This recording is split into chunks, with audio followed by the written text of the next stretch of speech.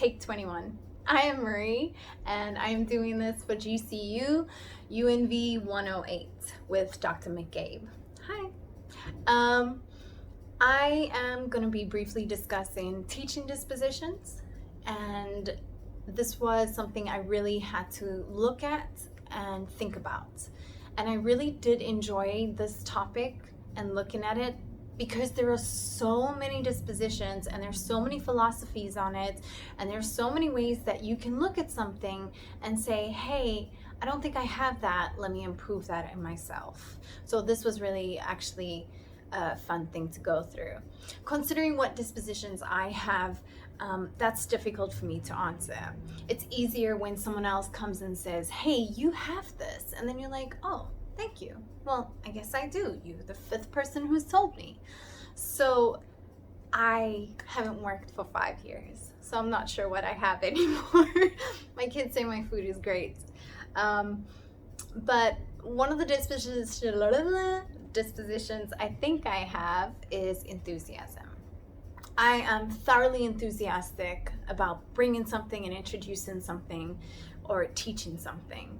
I am an auntie in the neighborhood. There is every day 6 kids at my house, and we all do things together. So I technically still do teach. And whatever I introduce to the kids, I think you have to do it enthusiastically. They will be so enthusiastic to share it with someone else if you introduce it that way. And I have tested it, and I've noticed how I introduce the simplest of things gets different kind of reactions. I do have a negative with my enthusiasm. If my enthusiasm is not met at the same level, I do get a little bit disappointed and a little bit, but why?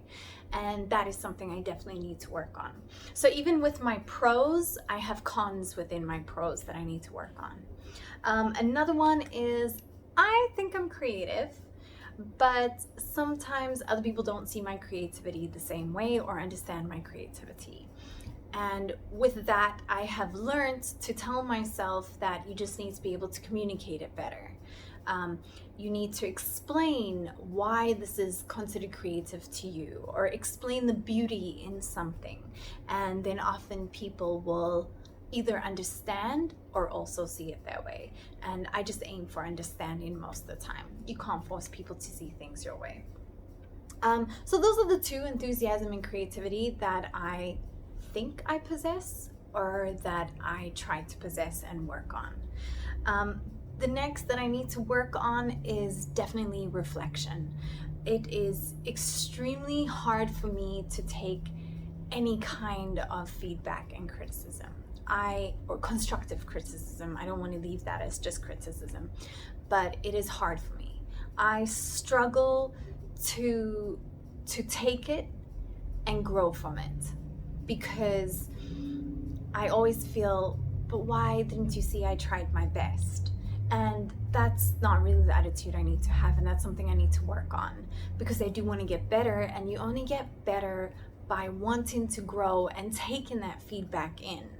And I do want to grow. It's just really hard for me that my hard work that I put in wasn't seen as perfect. The next one is communication. I definitely need to work on communication on all levels. I struggle to express myself. I struggle to relay meaning.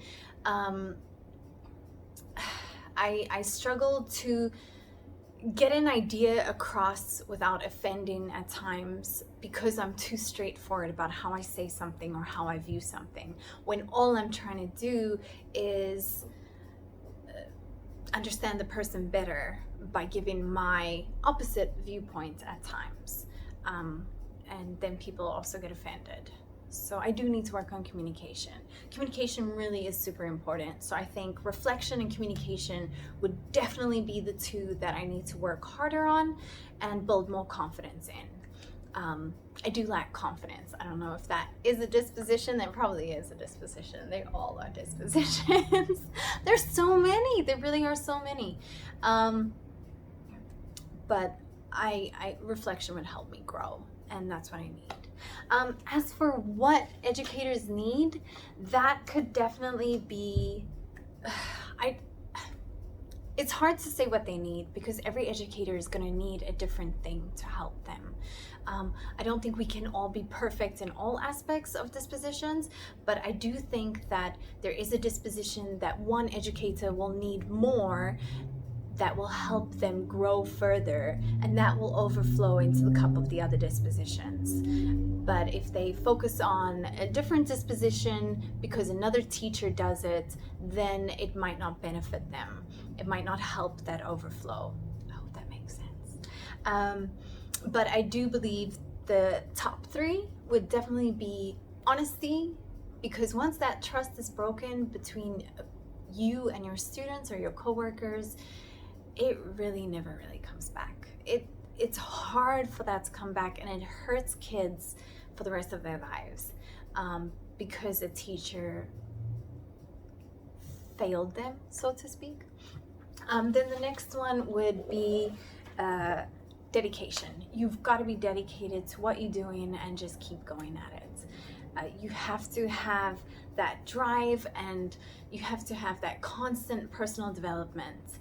The being punctual, on time, professional, just wanting to grow as a professional, as an educator, can really take you so much further.